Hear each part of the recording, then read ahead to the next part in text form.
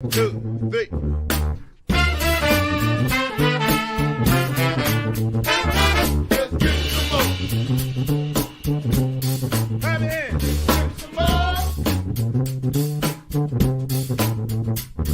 Let's get some more.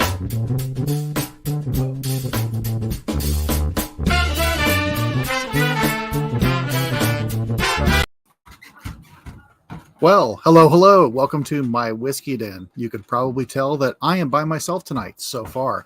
Patrick is supposed to be joining in, so I will fumble my fat fingers across this and see what we can have go on here. As always, we are, of course, my whiskey den where craft whiskey is king. We are proud members of the Bar Cart Cooperative. Other shows that are part of that are Bourbon Turntable, new episodes every single Wednesday on all of your streaming platforms and on the YouTube. Also Distillers Talk, which comes out roughly mid to late week on Apple. I think it might be on Spotify as well. Not sure. Look that up yourself because I'm only here to do so much. Also, don't forget to like, comment, share, subscribe, hit that bell notification to find out when new episodes are coming on. If you're watching us live on Monday nights, thank you. Please interact with the very nice people in the chat. If you're watching us after the fact, please leave comments down below. We do like feedback. We do actually read them. We like people. So tonight, while we wait for Mr. Patrick, do you want to thank the people that are already here in the chat? We have Mr. John Tingley, Spencer Mav, Tim, one of our benefactors for tonight. Also, Miss Renita, good to see you as always. Pat is wrestling and wrangling some furniture. I don't know if that's a euphemism or if he is actually doing that. So we'll see. We'll see what happens when he pops in there. And Miss Emily keeping everybody in line with the swift hand of justice. So tonight we are going to talk about two whiskeys that were donated to us. One of them is the Old 55 Sweet Corn, which we did get to have some once a long time ago with Mr. Jason Fruits. This one was a bottle donated by the Ewalds. Lovely people. Cocktail juggernauts. If you're not following Miss Adina online, you should, because holy crap, her cocktails are the stuff she comes up with, like a cleaning out the fridge cocktail. And then you look at it and you feel like one of the dumbest people on the planet because she is truly kicking some serious butt with that. Also, Tim donated some samples of Widow Jane Decadence. So between the two of these, we should have the old Wilford Brimley diabetes popping up. Eli, it's good to see you as well. So, and Miss Shannon Hood's on here as well. So yeah, Patrick is wrangling some furniture. He said he would be a little late, and that's fine. Ben, I believe Ben is still at work or recovering from work. They are hiring at Kentucky Artisan Distillery. This is not a paid sponsorship, but they are hiring. They have advertised. If you're in the area and you're looking at it, they are hiring all kinds of jobs there at Kentucky Artisan. They've done a lot of expansion, put some money into it, and they have shifts available. So if you ever want to see Ben alive again on the YouTube, please try to work your way up so somebody can move up so they can get better hours. So he is not killing himself in the fermenter and all that good stuff. So while we are waiting for Mr. Pat to join, I do want to ask, what is everyone else sipping on? Some of you may or may not have some of these. Tim, I don't know if you killed your bottle off or not. But I've let this one sit out here. I've been really kind of debating just sipping it without Patrick, but I know that little spider monkey is going to be joining in here at some point. But man, these are both, they're just nuts. Well, I'll tell you what, Tim, you've probably had both of these. So my inclination is to have Widow Jane Decadence first. Pat and I have not discussed this because I really feel like the sweet corn is going to throw everything off. Let me know if you concur, because I just have a feeling that the sweet corn is just really going to throw the entire space-time continuum off. So speaking of space-time continuum, I've been catching up on Star Trek on Paramount Plus, not just Star Trek, the newer shows, Star Trek Strange New Worlds. Love it. Finishing up Discovery. I like it a lot. It's a really good show. So, all right. So, what we got? Renita. Oh, yeah. Driftless Glen made it to area Texas. Yeah. Driftless Glen is doing some big time expansion down there. I've noticed it throughout the Midwest, which I was really not surprised at. But man, they are really killing it. And there's the little Wrangler. Yeah, sorry everyone. I was buying a mattress. So Is that? Did you reenact the scene from Brothers Grimsby when you bought the mattress? No, though you haven't tried to reenact some movie scene on there. No, probably 10 people know what I'm talking about, but that's okay. Look it up. It's the opening scene of the movie. So where are we at? And oh my goodness, hey everyone in the chat, thank you for being here bright and early. Yeah, we had some people in the chat. I was entertaining myself, typing movie quotes to myself. For anyone who wants to scroll back and see that crap. I was just saying, because we haven't discussed this, and I'm kind of inclined to have Widow Jane before the sweet corn, because I really feel like the intensity of the sweet corn is going to throw everything off. Well, I can understand that after having it. You've had the sweet corn. Have you tried Widow Jane Decadence? No, I have not. I was trying to keep at least something fresh without spoiling it. So yeah, we'll start there with some Decadence from fan Tim Swait, who's in the chat here tonight. He's all up in the chat. We have Tim as a celebrity, but we also have another celebrity in the chat. Oh, so Mr. many. Drew Crawley. We love it all. Look him up on Spotify. He has his first album come out, and he just had another song stuck that had just got released a couple weeks ago. Look him up and give him a listen. He's a nice fella, and he's also on the Bourbon Turntable with Kevin, Tom Selleck, Rose. That's true. All right. Are we ready to do some nosing on the Decadence? Yeah, I will pour it. And like we said, we were lucky enough to get this donated by our friend and viewer, Tim, who, if you're actually in the need of tastings and stuff, he is one of the men to contact. He does that for a living as well, too. And he's also quite adept with cigars as well, if you're into that. So, yeah, I think Tim is the cigar equivalent of a sommelier. I believe but so. Also, Tim, you can let everyone know in the chat. Are you doing tasting for fundraising still? If you are, put it on there. Feel free to pimp yourself. Mm-hmm. I remember you were last year, and it was what you were doing was pimping the organization. Was good. All right, here. Well, we've had several from Widow Jane before, a little distillery out in New York, but like I've said, everything I've had for them has consistently been going up and kind of going further, getting a little bit better each time as it gets a little more in depth. Yeah. For Tim's comment, the only response. Oh man, that's true though. Still, we'll always stand by that. Like we know, like Tim, you can't put a link in there. You won't be able to put a link, but if you put the information, we'll get a link on there if there's a place where people could search if they are going to do donations, because it's all good. Whiskey people are good people. Very, very true.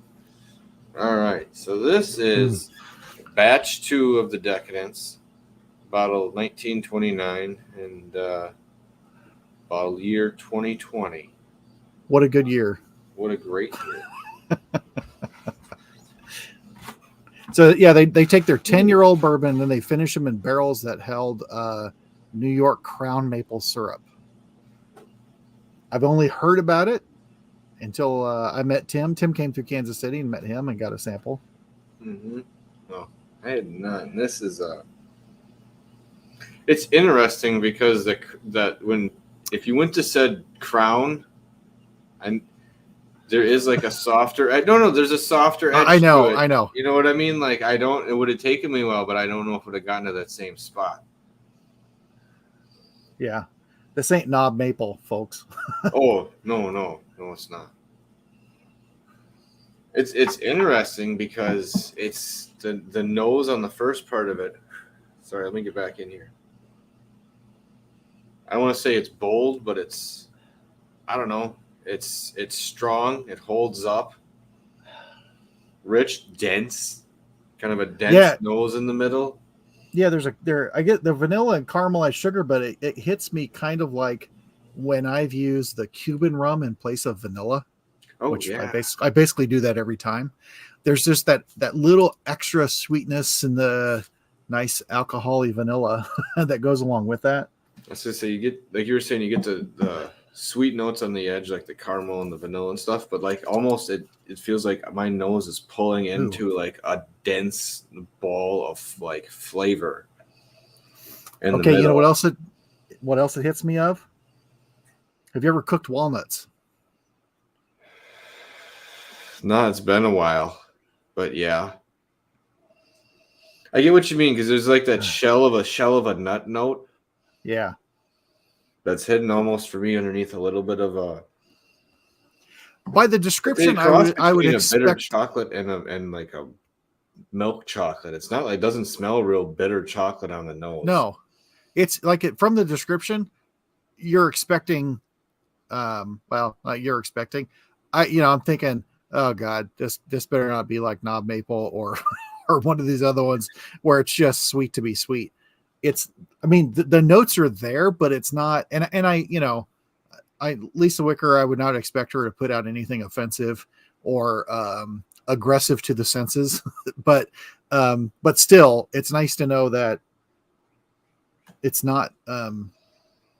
It's not overly sweet. And The maple smell on this is more hinted at in the background, like it's there because you get the sweetness note, but it's not really forward in the other notes. Like the brown sugar is really strong and almost like a darker plummy note. I got to do a Google thing because I can't remember the name inside of this.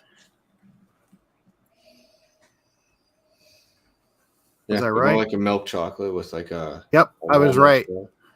What? Since you're up north, yeah, it's a northern United States thing. Smells like a maple nut goodie.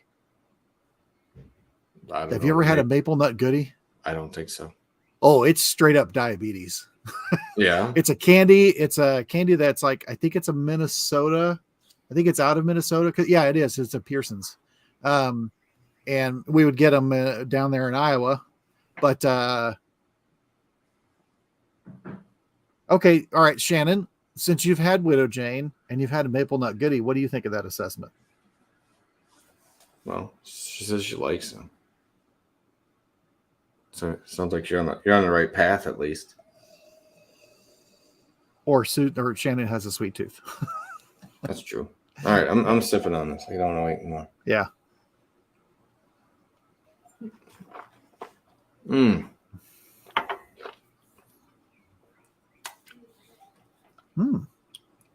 That is strong and rich depth, like right away. Like it's almost hard to get it past that first part of my tongue to get to the back half because I was still trying to figure out what's going on in the front half. Wow, nice and bold. I'm gonna have to go back for flavors, and it's leaving a strong kind of lingering aftertaste on this.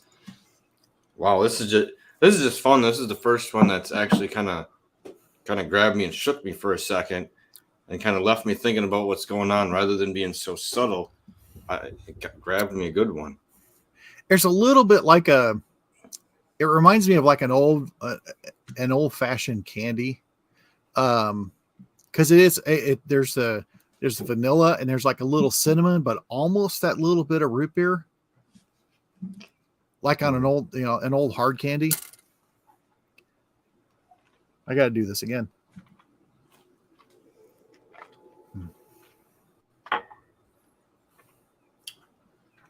Wow.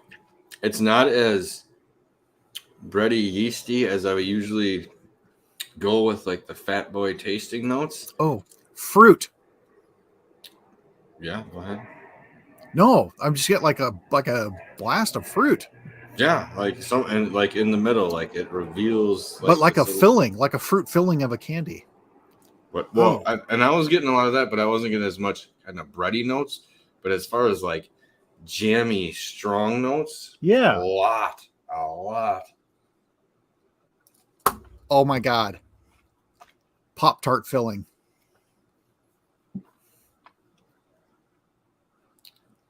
Okay, like the s'mores Pop-Tart filling, where it's got the brown sugar and a little. Okay, I can talk myself into with a little bit of marshmallow in here. And no, I'm laughing at Spencer. Yes,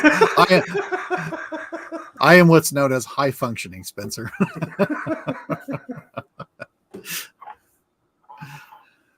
Mm. I'm getting like a strawberry, blackberry, nice chocolate coating over it. Wow. The tail end has got. It's weird because like the barrel starts to take over, and you get a little bit of spice, and I get heat on the sides of my tongue, but not down the middle. Like the middle is still like layered with the whiskey, and the sides have like a little bit of heat burn and a little bit of like black white pepper thing going on at this point. This is really interesting because it's activating different parts of the tongue as it goes. And treating it different. Like the viscosity is interesting throughout. It's traveling, like it. Yeah, and Shannon, I totally get, and I appreciate that. And it just chocolate reminded me of a story of my dad. We were in, I believe it was our 1973 Plymouth Satellite, and my dad was eating a cherry mash. We were on the road, and he sneezed and got cherry mash all over the windshield. And it was one of my sister's favorite memories. And so, all those candies went away and stuff. And then when she had found them, and she was just like, Dad, look, I found cherry mash. And then she brought up that, and I was like, oh my God, I remember being in the back seat and that loud sneeze, just cherry mash all over the windshield. But yeah, Tim was saying like on this one he was getting blackberry and cherry Kringle. Yeah, that's a good way to put it because you get that frosting edge on it with the Kringle. Wow.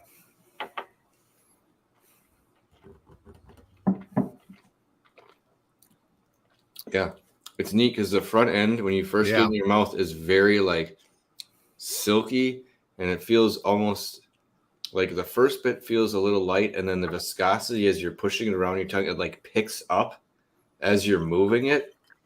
I think, and then all of a sudden like disappears, and it's just like barrel and leftover notes on the side. Well, the finish for me at this point is almost because it's going on so long. It's kind of even more interesting. I don't want to say more interesting than the whiskey, but is a unique part of it because I haven't had one like cling. And be like, as I'm talking now, I can feel like the exhale and I can feel the flavors rolling out. Some more woods, brown sugars. I'm even going with a little more of like an apricot on what I'm tasting here at the tail end of things. This is really neat. This is all over the place. And I wouldn't have thought the Crown Maple Barrel would have affected things like this. It's a elegant balance compared to what you get from a lot of other maple finished whiskeys.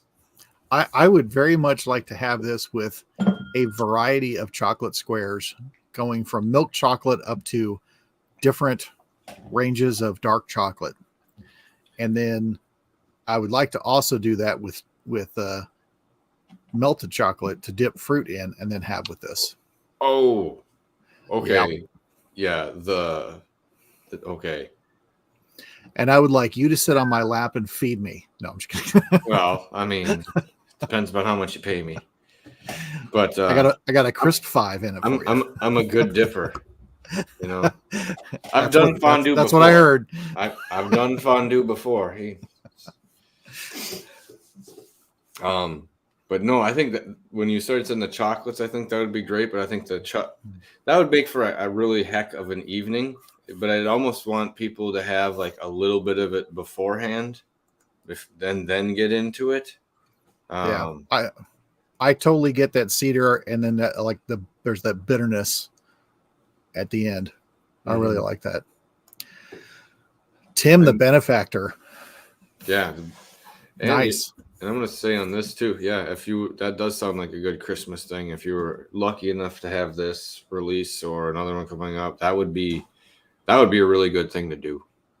Yeah. Ooh, imagine like a cherry bounce berry in the chalk. You've been on a cherry bounce kick lately. I don't want the whole thing. I just want the cherry from in the cherry bounce, and then you can mix that with other stuff. That's fair. Well, I'm not saying I want to down the moonshine that it's sitting in right away. All right. Now, I did sacrifice a little both of these for a blend because I thought I got it. I got to do it. Okay. It could be an abomination or it could be for a surprise. Okay. So. I'm going to pour a little bit of that in there for this blending session. But, yeah. Really, I see why everyone's excited about that, and it's I don't know. They did a really good job on not having it be so like mapley heavy focus when you're saying that. I almost want to think that they didn't keep it in those barrels very long at all, like maybe just a couple weeks, if that, because it has just the hints of that, and their stuff still kind of stands to fruition and is punchier. Forgot what the ABV on this, but that would be the only other interesting thing with it. But yeah, very good. Thanks, Tim. That was a tremendous start to the evening. Yeah, I'm gonna come back to this a few times. Yes, sir. All right, I have another sip of water here. Mm-hmm. See, I was talking myself into it. Now I got cherry bounce cherry at the end. Cherry bounce chocolate cherry. All right. There, I feel like I'm a little spruced up on the tongue. But our next one, some of you have been lucky enough to have, but it is Jason Fruit's Old 55. Oh, I'll just take this down. The Old 55. The Old 55 bourbon whiskey, but this is the stuff that's made of 100% sweet corn. Distilled in Newton, Indiana, 40% alcohol by volume, donated by the Ewalds, who I'm going to point out, and they told me, if you're ever in Wisconsin and you're looking for deals, always check out your local Woodman's. You have no idea what they're ever putting in the discount bin. Mm-hmm. Yeah, or on the shelf. I remember that. I was on a Zoom tasting with them, and they had said that Dave had seen it at the store, and it was like, I'll go back for it. So he told Adina about it, and she went back, and she couldn't find it, and ended up like being in a shopping cart somewhere else in the store, like 10 bottles of this stuff. Yeah, which is ridiculous because it is. I mean, it is truthful, and Jason Fruits, he told us the cost difference when he was on our show. He'll tell everybody on there, sweet corn's expensive. It is like 500 to 1,000 times more. That might be too much than the any other corn. It is substantially much more money. It is a pain in the neck to distill. Yep. But he put it out, and everybody bought every bottle, and he did it again, and everybody bought every bottle, and he kept doing it. And every single time he does it because people buy it, and it is unique. It is an extremely unique whiskey. Yep. And Jason, an Old 55 usually takes on a normal whiskey or whatever he's doing, takes a pretty tight heart cut compared to everyone else doing stuff out there. So when you're already getting an expensive crop in there, and then all of a sudden, you're normally taking a small cut of that, it starts to really narrow down, and I want to say get a little nervous, but you can see how the expense starts to kind of topple up on that one, which I'd rather hunt than some other ones because at least the cost is, legitimate for it. But Mike, you're already sniffing it. So what are you getting? I heard a whoo. Oh, I'm sniffing it right in here. All right, hold on here. So, I mean, obviously, let's get this one out of the way. Corn. I'll call that one. but like a see the nose I'm getting off it. It's kind of, if you've ever been out like in a prairie or out, in the not necessarily the woods, but out in the field, and you get that nice breeze and you get all the aroma of the flora and the fauna and everything there. Because I'm getting there's fruit and flowers and stuff that I'm getting on the nose, but it's very refreshing. It's just like wafting. It smells more like a field than it smells like a field of corn. Like, you're right, you are getting some more floral notes on this, at least on the nose. And it's not like with some other things, you'll get like a dusty corn note. I'm not getting that off of this. And a little mint. I'm getting a little apple, like a Fuji apple, a little bit brighter.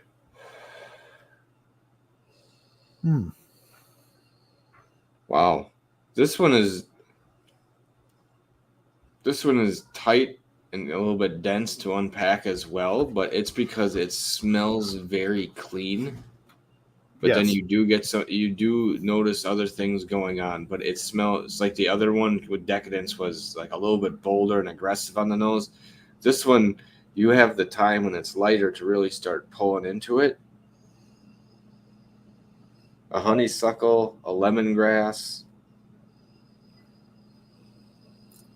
a little bit of peppers, like a white pepper though, not like a black pepper.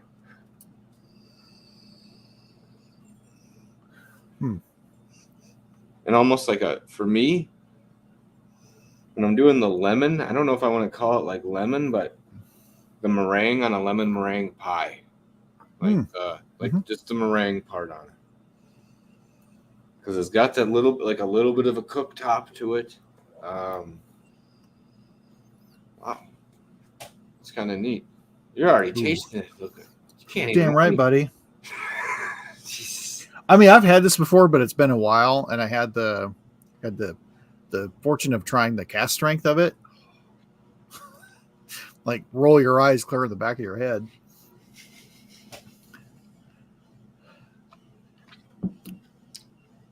Vanilla cream. I mean, the corn, but then like vanilla cream. That is something, like you said, on the taste, the creaminess comes out like this. The vanilla cream's right, but I was gonna say, even if you were going with like a creamsicle where you're getting that level of it in there, really interesting, kind of creamy, buttery, more so than you would expect on the nose, in my mind.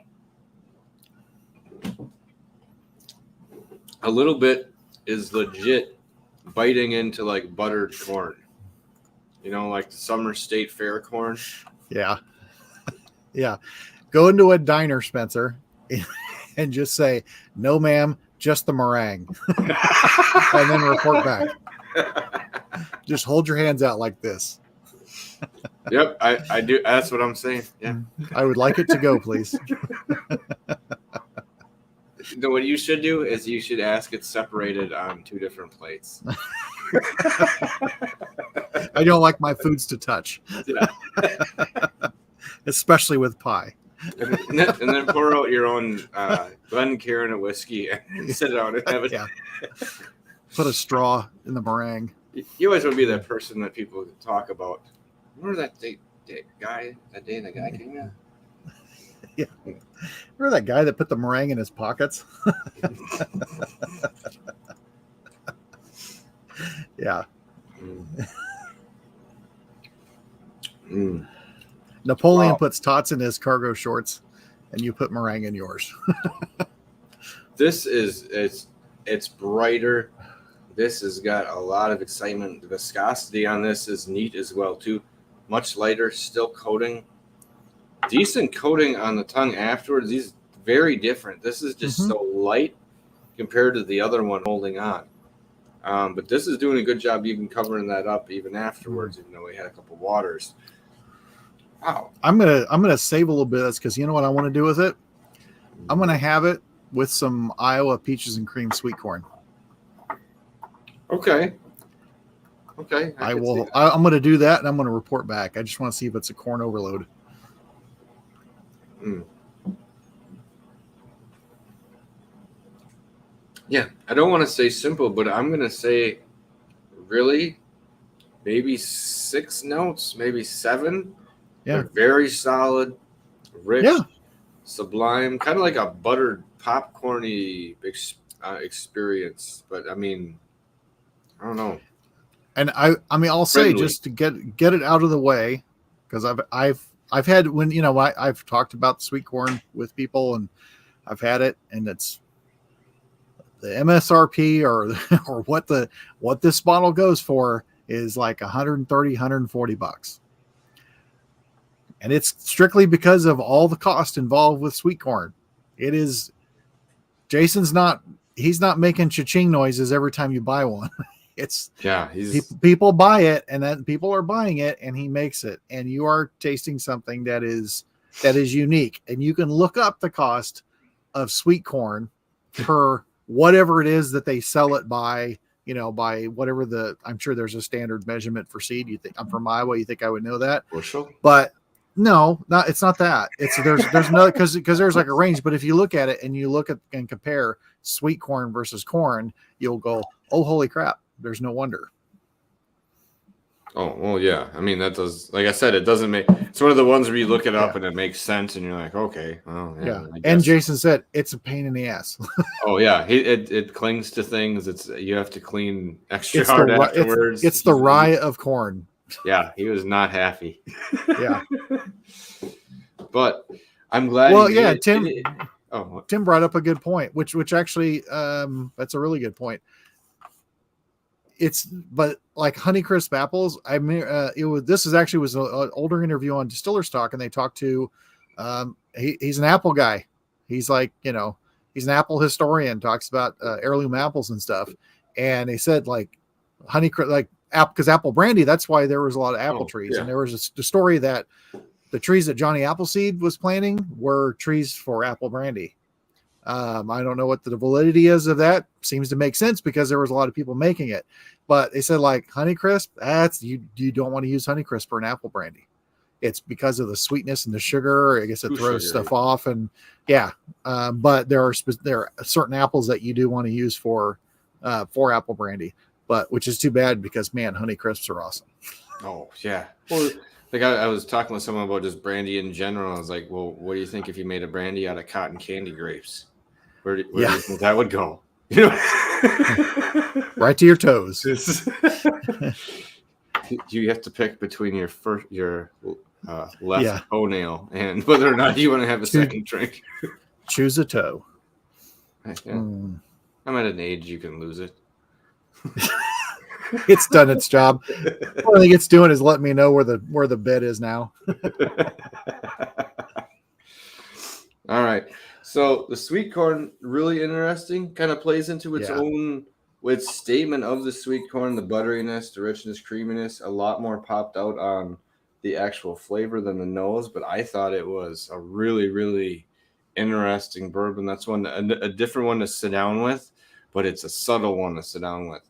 And also, I'd say it's one you'd want to introduce people to whiskey with because it is so friendly and nice. But the price tag, I think, would lend you not to do so. But if it's not a problem, it's definitely one I think would start turning people's heads and pulling them into the bourbon whiskey world because it is light and friendly. There's nothing really aggressive about it. You're getting big friendly notes that most people aren't going to complain. And, I mixed it. I almost wanted to think with that buttery note. Here, hold on. Let me get a new one.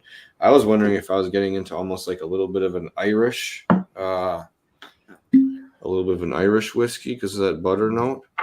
Give me a second. I'm going to get my little Jay and Silent Bob glass. Yeah. And to sum up, it is not mellow corn. No, not mellow corn at all. But I've heard rumors of a higher proof mellow corn and an older mellow corn. I wouldn't put it in the full Irish category, but the butteriness, I don't know. It's interesting. I like this nose. Mine's been sitting there for about an hour. I don't think I could let it sit there that long. But no, that's just a really nice. That's really nice. But yeah, like I think it does almost. If you didn't know, you're getting into some creamy Irishy notes with that butteriness. I mean, there's not a lot of American whiskeys that have like that nice big butter hit sensation. Mm. Right. So Okay, this is really interesting. I really like the front end of this. It's really nice. blend or The blend, and then Okay. it just changes. the nose on the blend is exceptional. It's a nice nose. Yeah. And like takes the Decadence and drizzles butter over it. Oh, yeah. And just a little bit more of that corn, but it's like we said, it's that sweeter edge to it. Wow. Plays into that chocolate note from the Decadence. Kind of brings that out more so. That buttery chocolate turns into like a milk chocolate. Oh, it's like a buttery pasty filled with fruit jam on the front. And then it turned it. I'm getting it turning into like a vanilla cream. Vanilla cream, but then a little bit of sassafras. The oak, but I get a little sassafras in the top part of my tongue before the oak happens. But the aftertaste, buttery. Yeah. That's buttery, a pretty good blend. Like I was gonna say expensive, but that's a really nice blend. Yeah, 2 bottles. Good luck getting one, or you're gonna pay through the nose to get it. But get them both and blend them, guys. Wow, because it takes the Widow Jane stuff and just puts this nice little like, even though that was really light and blended, just like right over the top. Still the aftertaste, buttery vanilla cream. Yeah. Oh shit. But you're getting vanilla cream, but then I'm getting like that little bit of a blackberry note underneath it, like a little bit as it's coming through in the middle of my tongue. Ooh. Tim, if you have any left, well, I don't know if you have a sweet corn or not, but I could make that happen. That can make your dreams come true. I can make that happen because this is, yeah. See, now if you're gonna pay for a shot or a mixed drink, a blend of something, wouldn't you rather pay for like a combo of these two than like Pappy? Yes. I'd rather pay for a lot of things besides that.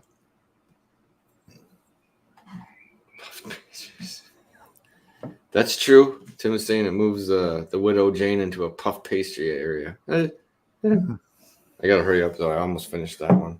So. That's a really good blend. Yeah. I'm gonna pour just a hair more of that. Yeah. Just because that was fun. That's one of the top blends. Man, that should be a category. Blend of the year. Well, and it could be the go both ways, like the best and worst. But this one, I think that's a good one. I'm gonna have to hold them both. This one goes up there pretty good. Whew. Yeah, that's a. I'm sure there's some people going, "What are you doing with those whiskeys?" Making art until they try it. Yeah. Yeah. Hey, if some of these places that source whiskeys and put out something for $250 a bottle, put this together. Yeah. Then I'll tell you it's worth it instead of buying some 14-year-old stuff that everyone else is putting out and charging 8 times what it should be. Don't fall for it, folks. Or do something interesting. Like, let's say you're a proprietor that's opened up a barrel shop that sells single barrel picks of all kinds of things, and you want to be unique. Get one of these, get one of those, blend them together, sell that bitch. Yeah, that totally worth it. Totally worth it. And that would be something to hunt out too. I mean, yeah, you would not hear me shut up about it. You have to come up with a name for it though. Okay, well, hey, what if it just was Sweet Decadence? I mean, that's not bad. I don't know. So I think we got to thank you guys, the Ewalds and Tim, quite a bit, because this is they were excellent on their own, and together they were, I don't want to say even better, but man, torqued it in a really nice direction that I don't know. I want to say we've been lacking. Torque. Okay. Torqued. Oh, okay. Not twerked. Twerked. Tim and the Ewalds were twerking when they said.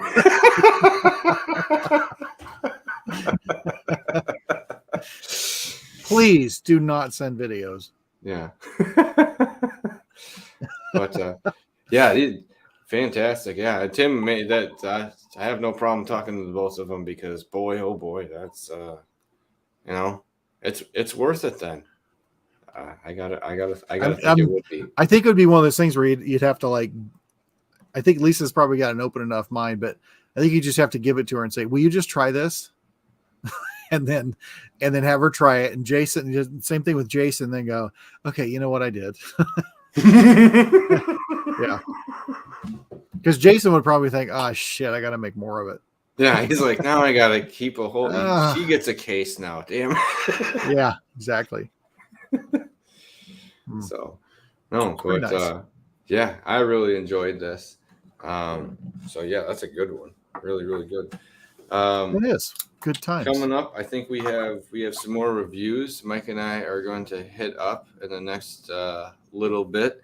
Some Clyde's Maze. We have some Natural Spirits. We actually have some more Cedar Ridge to go over as an actual review. That'll be pretty good because it's the quintessential, the double barrel, and the port cask finish. Yeah, their port cask is neat because maybe we'll get Ben to join us on one of those. Yeah, that would be nice. Have to do a different night. Yeah, we'll have to pick a different one, and we'll see if we can't pull him on into the excitement. Yeah. But you know what we do have coming up? What? Speaking of blends. Speaking of unholy alliances, Patrick and I are on 2 upcoming episodes of Bourbon Turntable. We've got two very interesting topics of whiskey in the movies, and one is new whiskey and whiskey that's new to you, along with new whiskey, along with music that is new to you. Yeah, had a really great conversation with Drew and Mr. Rose. Yes. And we did film those last night, and they'll be coming out. And yeah, the movie Whiskey and Movies was a fun topic. I thought we didn't pick always the most obvious ones that were out there. We did bring them up. We did talk about a lot of them.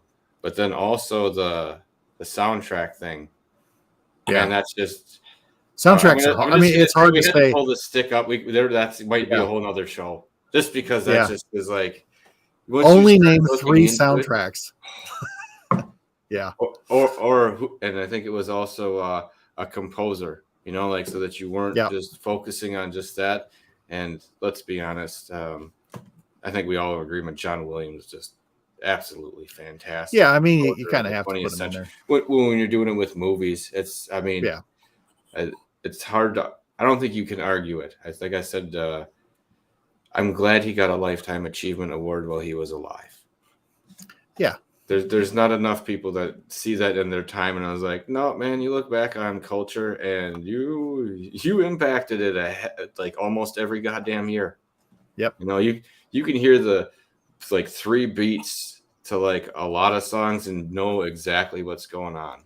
That's awesome. Yep. First 2 of those came up. We did not. Last Action Hero, I forgot about that one. Singles was one of my picks. Yeah. Crow had Kevin had came the Crow up as well. Yeah, that's a good one too.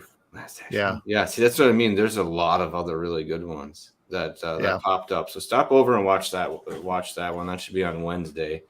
And if you're streaming, 2 things. Okay. One, Drew Crawley, Tower Songs. That was the album that came out a few months ago. And the first single from the new upcoming album, he's got some more. He's going to do some more recording and stuff.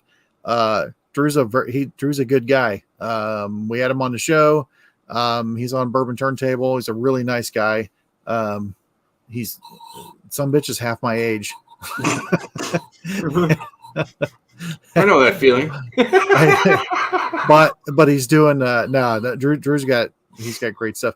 And tomorrow night, not affiliated with us, but God, I wish that they were, because I know that at least, well, no, they're both into bourbon. The Tedeschi Trucks Band, probably the greatest touring band right now, tomorrow night. So they did this very epic idea of, we're going to release one album a month, all tied in together for a series, 4 albums, and all on a theme of, I think it's a Persian love story, if I remember that part correctly. First 2 albums have been released. Tomorrow night, the next one is coming out. And when they do release it, they also wanted to release it with people watching. So they make an accompanying video while the songs are released, and they're in the chat on YouTube while you are watching this and doing the visuals and stuff. And the first 2 have been phenomenal. I played the first album way too many times. And I'll probably keep on playing it. The second one's great too, but yeah. But I know Derek Trex is he's a good whiskey guy. I think the rest of the band is. The second album, when they released it, there's a song that's on there, and in the video of it, they're all passing around, I think it's a bottle of Angel's Envy. Nice. while they're singing the song, Nice. Which is really cool. Yeah, that if you don't know them, it's well worth sitting down and finding out, because they have their own great stuff. They do great covers. Yeah. Was it like Take Me from Montgomery? Well, I think Angel, he yeah, did that her one. version of Angel from Montgomery, and she mixes in Grateful Dead with it too. Man, They they did the first opening songs, like, I'm just mentioning it now, like the hair on my arm just stands up. Like, she's got one of those voices that it's like, oh yeah, her like, voice is you're in outstanding. for it, man. And they did a live album of Cream, Layla, and other songs. And it's just it's so good. Yeah. So, all right. Well, oof. Yeah, fantastic. I'm loving the nose on this blend. Well, coming back, I'm waiting for the soda it's so I can almost drink richer. it. This is almost getting more like a little leathery, or like old, not literally an old library, but like like a parlor. That's neat. I'm really liking these. So thank you guys for the donations. Yes, absolutely fantastic. We really appreciate it. And in upcoming shows, if we have some whiskey winners, some samples of these may be heading out to people, so that you guys can try these as well too. So we need to do that soon again. Do a sample giveaway, lottery extravaganza, whatever. It's coming. I want to get Ben where we can get him on part of the show for a night. I want to get Ben where we can get him like 6 or 7 drinks, and then the next review be the natural spirits, where he gets the cantaloupe liqueur. He has to refresh himself. I want him. Yeah, I want to see where that lands in on that, where it hits like that. So yeah, I'm way too excited about that. But we want to thank everyone out there for stopping in tonight and hanging out with us. If you get a chance to try both these whiskeys, they are definitely worth purchasing. And if you don't, if you think they're a little high priced, if you're ever out at a whiskey bar and you see them, that might be the time to delve into it. Now, I'm going to tell you, make the guy gasp and blend them together, but it's worth it. Hey, it all works. So we'll see everyone here next week. But until then, remember, it's not the size of the den that matters. It's the love of whiskey. Cheers, everyone. Cheers.